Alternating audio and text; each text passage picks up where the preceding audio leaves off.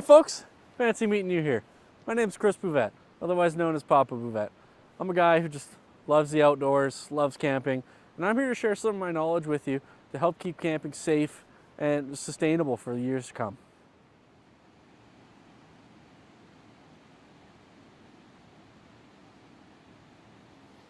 God, it is beautiful out here. Folks, I'm getting a little ahead of myself. Thought I'd introduce myself a little bit better. My name's Chris Bouvette, 31 years old, raised in Kamloops BC. I got 2 kids and a beautiful wife at home. One of the things I might love just about as much as them is camping. Going out into the woods, camping. It's a good old time over here, camping. We wanted to start this show really to help kind of teach some people the love of the great outdoors and a better way to camp. A lot of the province, BC, Canada really, and the world in general has been in just a state. The forest fires are just out of control lately. Campsites have just been an absolute wreck. And really the state of camping right now is a calamity. Hey guys, Papa Bouvette here. Got a little excited there. We're camping again.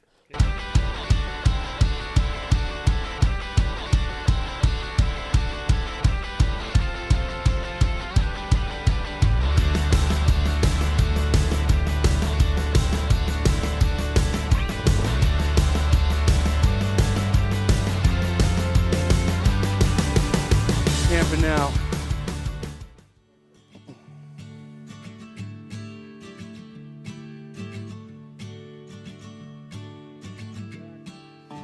All right, folks, so essentially there's 2 different types of camping here in BC. There's paid camping either through BC parks or private sites where you're going to have an allotted spot in a certain campground, and there's going to be other amenities such as washrooms, garbages, those sort of things. It's a little bit fancier camping. There's also free camping, so that's either through free recreational sites, which sometimes have washrooms and garbages and stuff like that, but they're not usually as maintained. The other type is bush camping or camping on crown land. That's going to be more of the focus of this show. So you're not going to have any of those amenities around. You're going to have to be a little bit more prepared. So let's talk about some of the key differences between the 2 different types of camping. With paid camping, there's usually, you pull up to a campground or a campsite area, there's a site supervisor a lot of the time where they're going to let you know where your spot is, sometimes guide you to it. There's also other amenities. There's washrooms usually, garbage disposal, there's pre-made fire pits, picnic benches, those sort of things. And there's not always the case when you're going out crown camping. You got to be a little bit more prepared. Some might even say, Papa prepared. Papa prepared? What's that? We'll get to that in a second. But first, remember though, there's going to be no safety net when you're out crown camping, free camping, bush camping, whatever you want to call it. You need to make sure you're bringing in everything you need. You need to make sure you're taking care of your campsite, that you're packing everything out that you packed in, making sure you're taking care of your fire pit, and all those sort of things. You never want to be up Poops Creek without a paddle, let alone no toilet paper.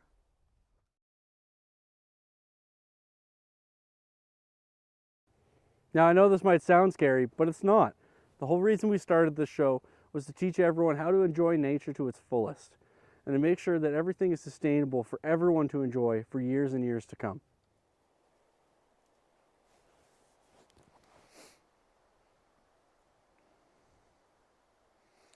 So over the course of the next 6 episodes, here are some of the things that we're going to be showing you. How to pick out a spot, how to make sure you have everything you need out in the bush, letting people know where you're going, how to chop down a tree and get a fire going, how and where to set up your tents or shelters, how to chef up some meals, identifying different plants and animals, as well as safety around animals, and how to keep camping fun and sustainable for generations. Now, before we get into the how, I want to tell you a little bit more about the why I love camping and why we wanted to do this show.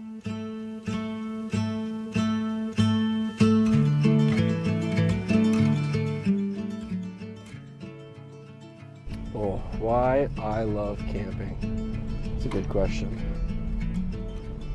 Just kind of getting away from the stresses of the world, getting out into nature and, you know, just having a big reset. You know, life can be hard for sure, but taking this time to kind of come out, reconnect, ground yourself in nature is it's really important.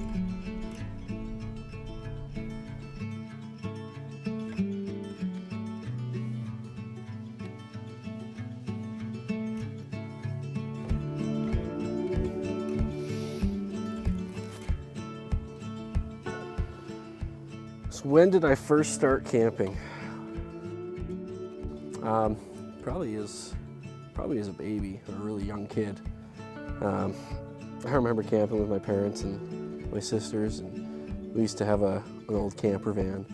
And we went down to Oregon to the aquarium down there and camped the whole way, and lots of different campsites and what have you.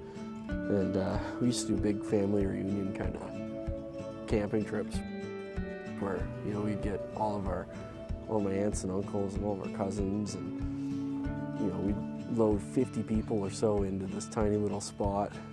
And each year we were so rowdy and had so many people there that they had to kick us out basically. And we ended up having to make our reservations under different family names every year. It was something special. We'd spend a week and a half or so out there, and yeah, it was just great being out there. And I mean, that was a different time when there wasn't as much technology as well, and we just got to be just being out in nature. Friends, family. I love to cook when I'm out camping. That's definitely my job when I'm out here camping. It's always I love making breakfast and doing all of that, and it's just a really good time. My favorite part of camping, I'd have to say probably a lot of the peacefulness, just being in the outdoors, being able to sit down by a fire and just kind of, stare at the flames and,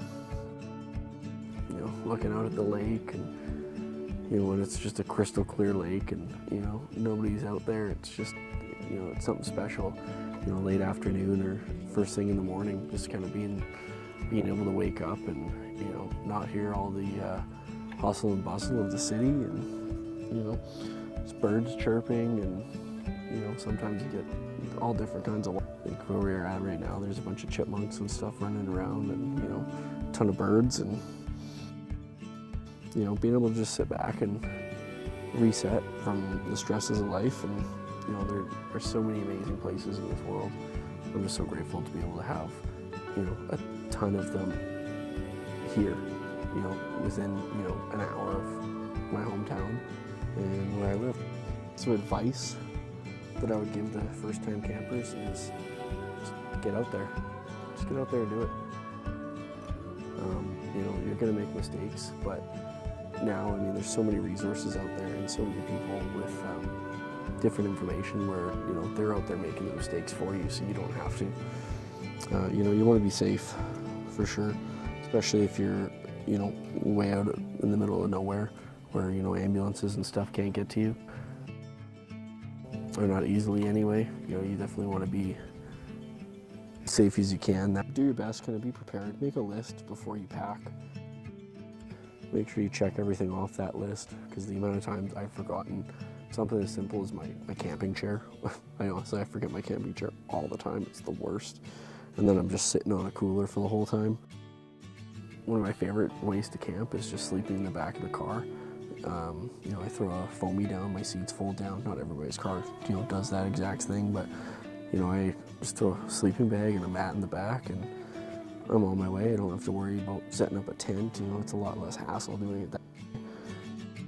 It can be as easy as that. It's just, I know a lot of friends that I have, they do out with just blankets. They don't worry about sleeping bags or anything like that. And, an air mattress kind of thing. So, it should be easier than ever to really get out there and get camping and, kind of just get started. Really, that's the biggest thing.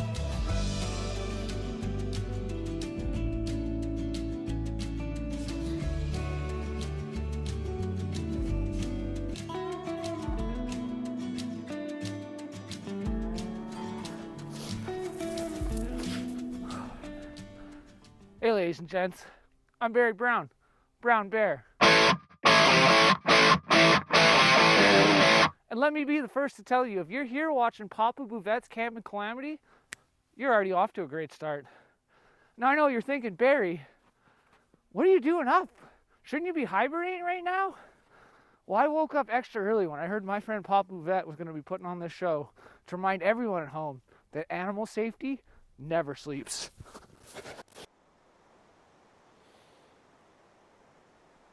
All right, folks, so now that we've gone into a little bit of why we wanted to do the show and what we want to do with it, we're going to let you know who's helping us with it.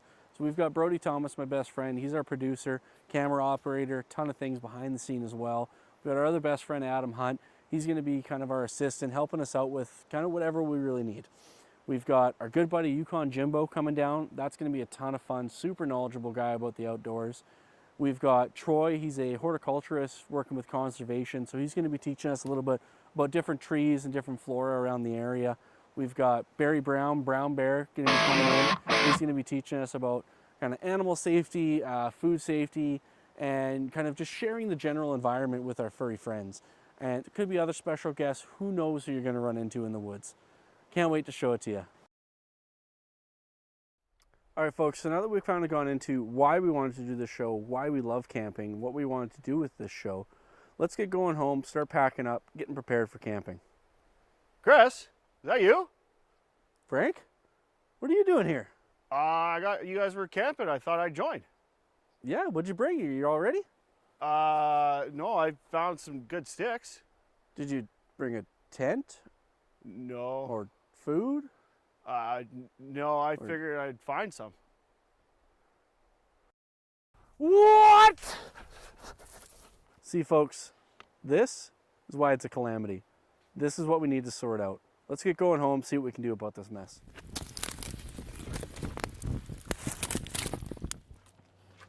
Oh, geez, Papa, this camping thing sounds pretty cool. Let's go.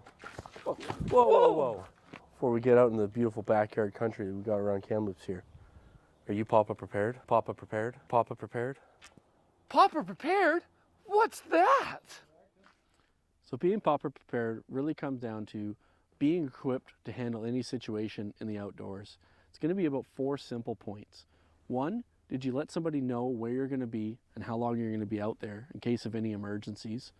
2, your shelters, whether it's tents, car camping, or anything in between, are you going to be able to stay out there for your whole duration safely? 3, it's going to be about fire. Are you going to have the tools and the know-how to get a fire going, light it, keep it going, sustain it, as well as control it with the tools and knowledge to make sure you're not starting any forest fires? As well as 4, food. Food and water is going to be really important. Do you have enough to keep going throughout the whole duration of your trip, or are you going to be getting hungry and thirsty by the end of it? If you can take care of those 4 simple points, you're going to be Papa prepared. Okay, folks, the first thing you want to do is you want to pick a spot. You know, 10, 15 years ago, you would have had to bust out a map or camping books or whatever, figure out where you're going to be camping. But nowadays, everything's just on your phone. You can look up numerous different sites, especially in BC. The BC Park site is great for finding, you know, different rec sites, some paid, some not. There's lots of different camping groups out there that'll let you know where some great camping spots are. Luckily for you, I already know a bunch of spots around here. We've been camping around here for 20 years now and had a lot of fun, and I already know a lot of my favorite spots and even some new spots. So let's figure that out first, and then we'll go from there. Lots of different camping websites out there. I'll show you different little pullouts that you can camp at, different lakes that you can kind of set up a tent near, great stuff like that. Lots and lots of resources out there. Luckily for you. Some of the places we're going to be going over this series is Bleecker Lake, Bridge Lake, Heffley, Jameson Creek, maybe another couple other spots in there.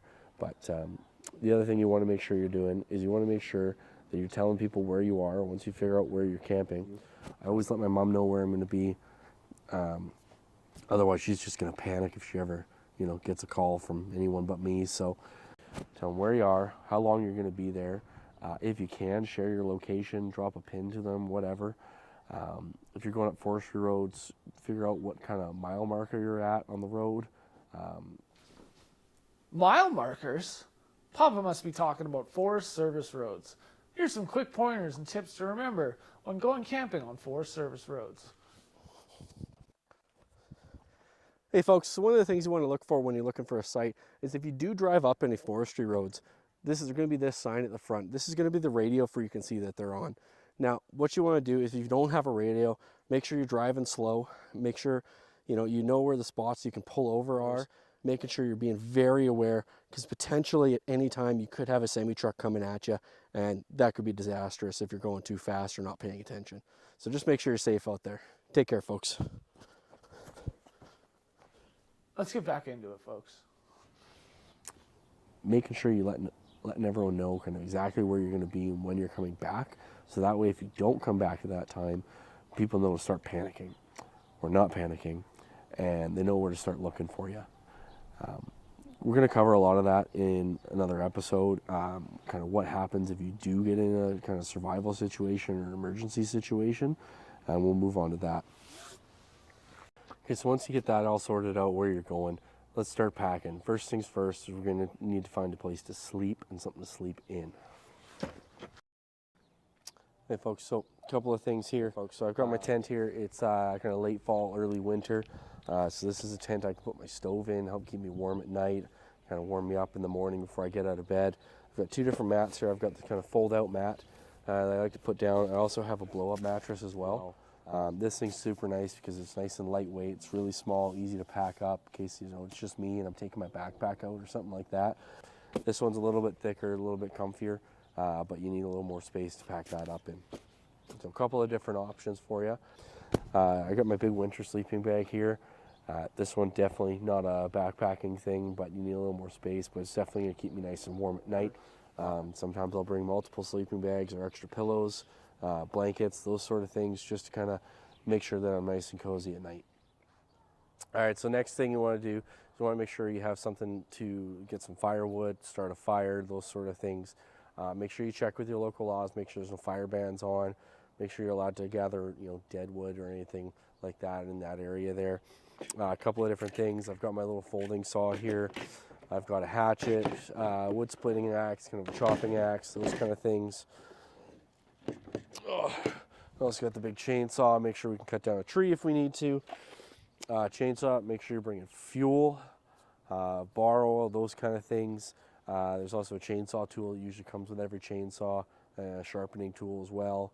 One of the other things you can get from the store here is kind of these fire starting logs. They'll burn for a little while anyway. It says about 6 hours if you burn the whole thing.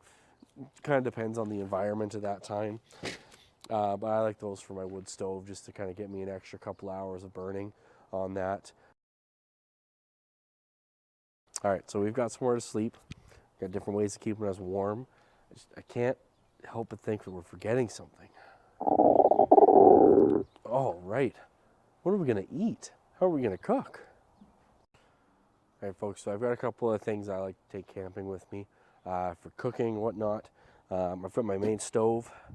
That's great for, things cooking pans, eggs, breakfast, those kind of things.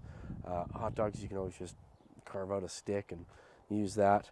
Got one of my mugs that I like to use. Salt and pepper, a little bit of seasoning. I've got this neat little fork, knife, spoon combo thing. Nice and easy to pack up. Always keep that in my bag, can't forget it. If I'm not bringing my big stove, I will take one of these. This is just super nice to have a pan on, boil up some water or anything like that. I've got this other kit here. It's got a couple of different things in it. It's got two different pots. It's got a little tea kettle for boiling water and a pan as well. That's great for if I'm just going out by myself overnight or something like that. Don't need to bring a lot of stuff. Super lightweight, easy to pack up into my backpack. That's awesome. A couple of other things I keep in my bigger camping bin. A couple of pans. I've got one big pan, one smaller one.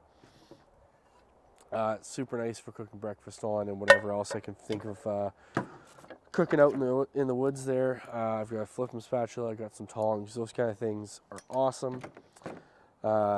Tin foil is awesome. You can make like a potato bake kind of thing. Wrap some potatoes in some tin foil, throw them under the coals of the fire, let it sit for an hour, and it's just super easy, low maintenance stuff. I got a little camp stove toaster, which I just got and I'm actually super excited to try out. I remember having them as a kid, and it was so nice to have some toast in the morning.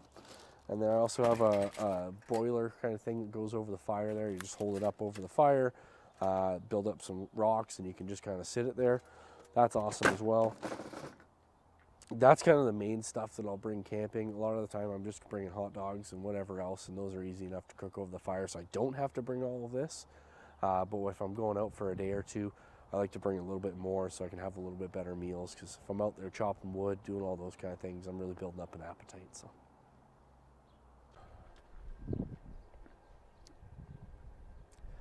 All right, so now that we've got somewhere to sleep, things to help us cook and eat, and things to help us make a fire, kind of keep us warm. Those are more the essentials. These are kind of some of the extra knickknacks I like taking with me, help make camp life a little bit easier. Starting here, I've got a solar-powered battery pack and light, kind of all in one combo. Love taking that with me. It's super bright, lasts forever. Helps me charge some of my electronics while I'm out there as well. I've got another solar-powered battery pack, just to kind of help keep some things charged. Headlamp, at this point, I always think is essential. It is so nice to have out in the dark, help find your way around. I got some gloves. This help with mosquitoes, kind of keep those away in the summer months when mosquitoes are really bad. Works wonders. Garbage bags, I always take a roll with me, clean up my mess when I'm gone. I've got a bunch of extra cordage and stuff, as well as I've got some other fire starter sticks and kind of logs and stuff like that to kind of get my fire going. I've got my ferro rod and striker combo. That thing is awesome. The pocket bellows that you'll see in our fire episode as well. This thing is great for helping getting fires going. I got a couple of little like carabiner kind of things just to help with cordage and whatnot. Just kind of little knickknacks to help make life easier. I've got a sharpening stone for my axes and my knives, those kind of things. A little bit of a first aid kit. Don't need anything super fancy depending on where you're going. Just something to kind of help you out in an emergency situation. One thing I've got to have with me is a CO monitor for when I have my tent and my stove going, just to extra safety precautions. I've got some extra propane bottles for my little camp stove, as well as an extra isobutane bottle for the little the smaller camp stove that I bring with me sometimes. That's pretty much it. That's what most of the things I do bring with me. I also have another little knife that I kind of keep in my pocket here, just for anything out there. So. Oh, hey folks, it's me, Barry Brown. I just wanted to take a second to thank all of you for tuning in to our very first episode of Papa Bouvette's Camera Calamity. By joining us for this program, you've taken the very first step on a very important road to helping maintain this beautiful backyard that we call Kamloops BC. And me personally, I call my home. Because we here at the PBCC believe that it's not only important to get out and enjoy this beautiful nature, but it's almost equally, if not more important, to help maintain, sustain, cherish, and take care of that nature so everyone can enjoy it, papas and bears alike, for years and years to come. Because remember, folks, only you can prevent a calamity.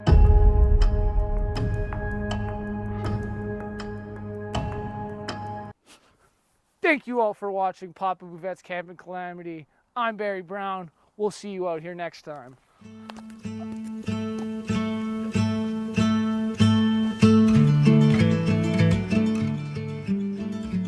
Are we cut yet? Oh,